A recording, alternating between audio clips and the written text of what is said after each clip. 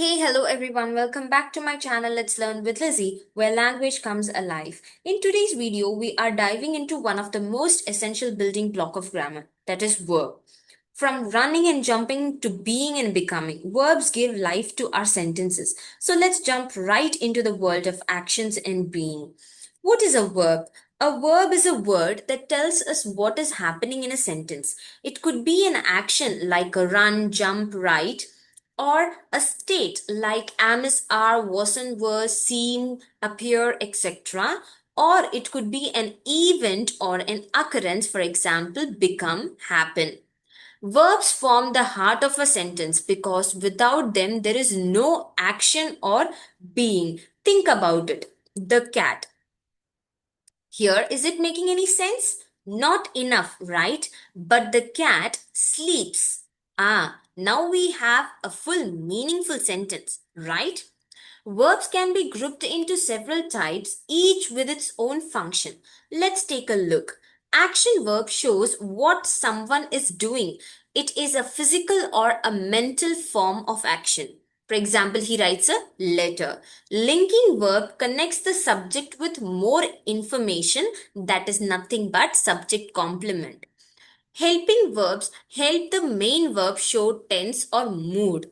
Modal verb shows possibility, necessity, ability, etc. For example, you must finish. We'll go through each type with examples. First comes action verbs. These are very easy to spot. They show what someone is doing. For example, jumping, reading, thinking, laughing. All are action verbs. Listen to these sentences. The baby cries loudly.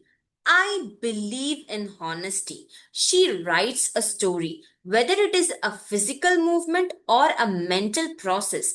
If it is something being done, then it's an action verb. Have a closer look on these example sentences. The baby cries. This is actually a physical movement, it is a physical action. Whereas I believe in history is a mental action. Now let's move on to linking verbs. Linking verbs don't show any action. Instead, they connect the subject to more information. That is, they connect the subject to a noun or adjective that describes it. That is nothing but the subject complement. Most commonly, they include the to be form of verb like am, is, are, was, and were. And there are many other examples also. For example, seem, appear, become, feel, taste, look. Have a closer look at these sentences. The soup tastes delicious. Here, the soup is the subject and taste is the verb. The word delicious is describing the subject, which makes it as a complement. And since the verb is connecting the subject and the complement, it becomes a linking verb. The same is for the next sentence also. He is a doctor. Here, he is the subject, is the verb. And what is he? He is a doctor. The word doctor is describing the subject. It becomes a complement and is the linking verb.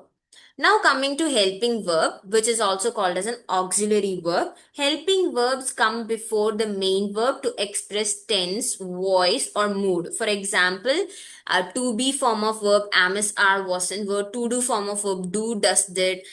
And to have form of verb have, has, had. We will be having a separate video focusing on the helping verbs and their different types, and I will soon link it in the description box. Now we'll have a closer look at the examples. She is reading a book. Now I know you might be having a doubt that the word is actually a linking verb and also an helping verb. How is it possible and how to identify? The simple explanation is she is a reader. If you notice clearly in this sentence, she is the subject, is the verb, and a reader is a word which is describing my subject, which makes it as a complement. And since the subject is connected with the complement using the verb, this becomes a linking verb. It is linking the subject with the complement. Whereas in the given example, she is reading a book. Here, she is the subject. Is reading is the verb, where reading is the main verb, and is a helping verb, which is helping the main verb reading. A book, which is an object. I hope it is very clear to you, right? Let's see one more example. We have finished our homework. Here, we is the subject, finished is the main verb, and the word have is a helping verb, which is denoting the perfect tense, present perfect form of the sentence. We have finished our homework. I hope it is very clear to you. If you have any doubt, ping me in the comment block. Next, coming to the modal verbs. Modal verbs are actually a type of helping verb only. Why? Because again it is coming before the main verb. But here, rather than helping the main verb, it is expressing the mood, possibility, necessity, or ability to do the action. There are different types of modal auxiliary verbs like can, could, will, would, shall, should, may, might, must. Now let's have a closer look on the sentences. You should listen carefully. Here, you is the sentence, listen is the main verb, and should is talking about the tone of the sentence, that you must listen to it. You have to listen to it. Next, I might go later. Here, I is the subject, go is the main verb. Here, might is describing the possibility of the sentence. Next, we are having regular versus irregular form of verb, which is going to be important when you are learning the forms of verb, that is V1 and V2 and V3. Regular verbs follow a pattern.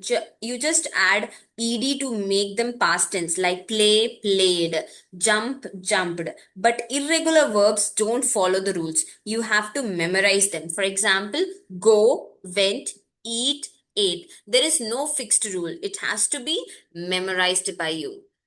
And next comes the verb tense overview.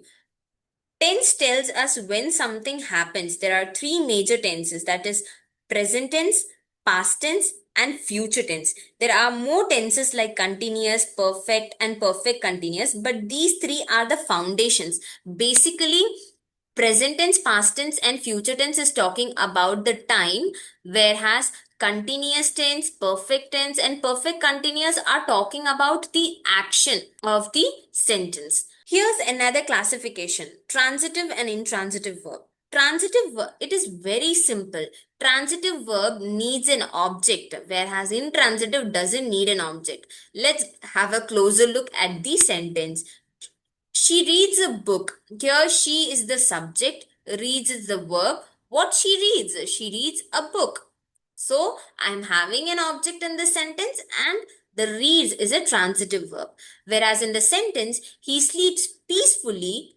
He is the subject, sleeps is the verb. Peacefully is actually an adverb, and it is the common rule that you all must know, that the subject and the object will be either noun or pronoun. Now we will focus on a very important topic, that is subject and verb agreement. This is a common error area. Why? Because you need to remember, if your subject is singular, your verb should also be singular. If your subject is plural, your verb should also be plural. But there is a small twist in it. If you add s to the subject, it becomes plural. But if you add s to the verb, it becomes singular. If you need a detailed description on subject-verb agreement, I have already made a video on it, and I will link it in the description box so that you can have a reference of it. Here's something extra about the verbs. These are called as verbals, verb forms that function as other parts of speeches. So first one is gerund. Gerund form of verb is the one which can act as a noun. For example, swimming is one. Here, swimming, we might be thinking, okay, swimming is a verb. No, actually in this sentence, swimming with an ing is denoted as a subject of the sentence, and you all know the subject is going to be either noun or a pronoun. Here, the word swimming is a gerund form of verb. Next, we are having infinitives, which can act as a noun, adjective, or adverb. To win is everything. Always remember, infinitive form of verb will have to before the main verb. So, to jump, to run, to swim, to dance, all these are infinitive forms. If you simply put to before a base form of verb, it becomes infinitive. Now, next coming to the participle form. Participle form of the verbs are nothing but when the verb is acting as an adjective, that is, it is describing the noun, it becomes the participle form. The crying baby. Here, the crying word is describing the baby. So, it is a participle form. Now in participle form, we are having two types of participle, that is present in the past. So it is quite simple. If you are having ing form, it becomes present participle. If you are having the V3 form, that becomes the past participle. Let me give you one example for past participle. The burnt pie. Here the pie is already burnt. So it is a past participle form of verb. We'll explore verbals in a separate video, but now you know the names. Time to test your knowledge. Can you spot the verb or verbs in these sentences? The children are playing in the park. She has eaten her lunch. I can swim across the river. Pause the video and try. Voila, let's have a look. Here in the first sentence, are playing is the verb where playing is the main verb and are is the helping verb which is helping the main verb playing.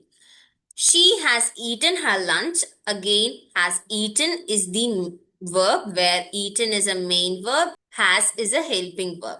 Finally, the last sentence, I can swim across the river.